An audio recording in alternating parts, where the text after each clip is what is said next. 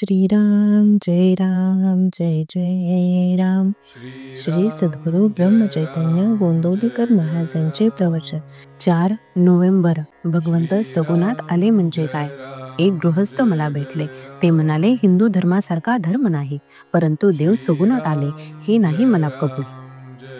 म्हणे निरनिराळ्या उपासना सांगितल्या. देव जर निर्गुण निराकार, तर राम कृष्ण शिव दत्त अशा या एवढ्या निरनिराळ्या उपासना कशाला? पुढे एक दिवस त्यांच्याविषयी एका गृहस्थाने त्यांच्या घरी चौकशी केली. तेव्हा प्रत्येकजण निरनिराळे नाव घेऊन सांगू लागले.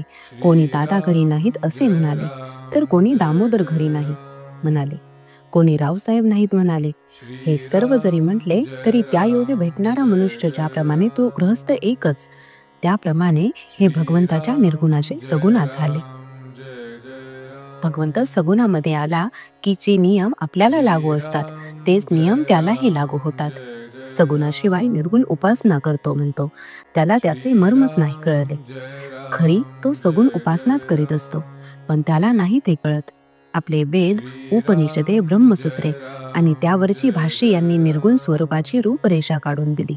संतांनी तिच्यामध्ये रंग भरला आणि भगवंताचे सुंदर चित्र तयार केले. ही सगुण भक्ती होय. सगुण उपासने वाचून मोक्ष मिळणार नाही. उपासना याचा अर्थ अगदी निकट असणे, उपास्याचा गुण अंगी आणणे. तुळशीदासांनी रामोपासना अशी केली की ते स्वतः रामरूप बनले. तुळशीदासांचे रामायण ऐकत असता मनुष्य तल्लीन होऊन जातो. रामरूप होण्यासाठी रामासारखे निस्वार्थी बनले पाहिजे. रामाने जग माझ्याकरिता आहे असे न म्हणता मी जगाकरिता आहे असे म्हटले. हा खरा परमार्थ. एक पत्नीव्रत, सत्यभाषण हे रामाचे 2 प्रमुख गुण होते. इतर अवतारातही महत्वाच्या गोष्टी आहेत, परंतु सर्वांना रामचरित्र प्रापंचिकांना अत्यंत आदर्श रूप आहे. रामचरित्र सर्वांना सर्व काळी आदरणीय आणि अनुकरणीय होय. रामचरित्र वाचताना, सांगताना अथवा ऐकताना आपण रामप्रेमात स्वतःला विसरून जाणे ही फार उच्च अवस्था होय.